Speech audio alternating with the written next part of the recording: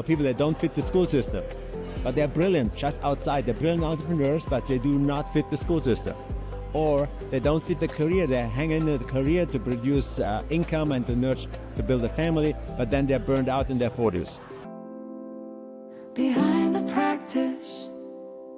Welcome back to this week's episode of Behind the Practice. I'm sitting down today with Otto Siegel. And Otto, I'm so excited to hear your story and what led you to your path of health and wellness. So let's start there.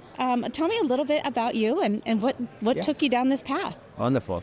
In my past life, I was a high school teacher in Germany for 7 years, and 7 years in Sao Paulo, Brazil. So, and then afterward, I had a crisis and pivoted completely, went into coaching, became a genius coach, and now I extended into longevity coaching. The key factor was in 1990, I got in touch with unlimited lifespans.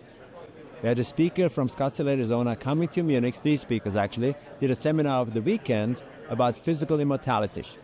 First, I was very skeptic. But then I said, well, I don't need a new movement in my life, I don't need a guru in my life. It was nothing like that. Because Bernie, the founder of that, she said, well, let's make it very simple. In 1900, life expectancy in US was 47.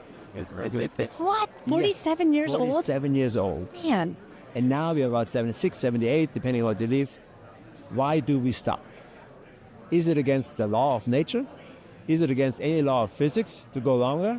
Of course, in a healthy body. And then I said, sign me up. I don't want to die. I want to have so much fun that I forget to die. So long story short, I moved to Scottsdale, Arizona, where the headquarters is, and be part of this growing community that expands physical mortality and longevity. Wow. So I'm sure that a lot of people, when you said, I'm going to go all in on this, I'm moving to Scottsdale, I'm going all in on health and longevity, they probably looked at you a little side-eyed and, and said, you're doing what now? Oh my God. My family didn't talk to me for 7 years. It was severe. Like, Otto's lost his mind. He lost his mind. He lost it to an American, movement, whatever you name it. I said, yeah, wait and see. Well, in Scottsdale, you live in beautiful Scottsdale now, and this is where you said the headquarters is. Yes. So not only did you just say, I'm not going to be a life coach, I'm going to be a longevity coach, and I'm going to where the headquarters are. I want to be in the middle of where the movement is happening. Exactly. So talk to us a little bit about that. Actually, I want to be a co-creator of this movement because if it's grassroots, let's face it, it has never been done in human history. People are always just contented with dying. Now, a serious amount of people question that. And then I found out what the major hiccup is, or the major holdup is, the mindset. I see all these great supplements, these great techniques, but is that for me or not? Am I worthy enough to do that? Yeah. So it became a serious issue about the inner game of longevity, I call it. That's what I coach people on. Can't stop it. Can you adjust your mindset to open up, to see yourself with a lifelong experience, which is valuable at any age, can be repackaged into you being a consultant, for example, and move on. Yeah. And that's what I do with my clients. And then they embrace all the techniques, all the supplements, and all the people who are involved in longevity. So you've really combined your two passions. Yeah. So you talk about something that you call the brilliant misfits. Yes. So let's talk about that. What does that term really mean? That means people of all walks of life and all ages who just don't fit. They have lots. Like people that leave Germany after hearing a session and move to Scottsdale. Exactly. They're misfit. Or people that don't fit the school system. But they're brilliant just outside. They're brilliant entrepreneurs, but they do not fit the school system. Or they don't fit the career. They hang in the career to produce income and to nurture, to build a family, but then they're burned out in their 40s. Then what? And that means they're misfit again. Now they need to repackage themselves, find a deeper meaning in their own lives, and then pass it on. Yeah. So those are brilliant misfits, and they're all sensitive and ready to grow. Now, you said before that you were a high school teacher back in Germany. Mm-hmm. How do you think that plays into what you're doing now? First of all, the public speaking, also the sense for groups, because already as a high school teacher, when I take over a new class in the beginning of a school year, I made it the point for me to figure out quickly who are the smart ones. Mm-hmm. They're either very quiet, or they have ADHD or OCD or anxiety attacks, something like that. Yeah.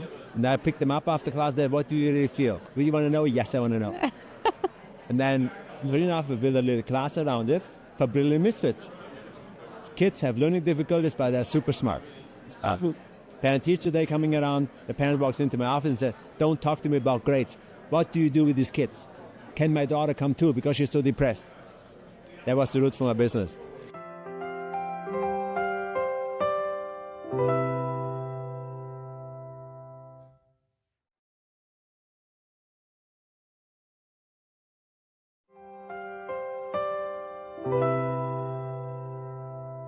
So talk to us a little bit about the Genius Profile.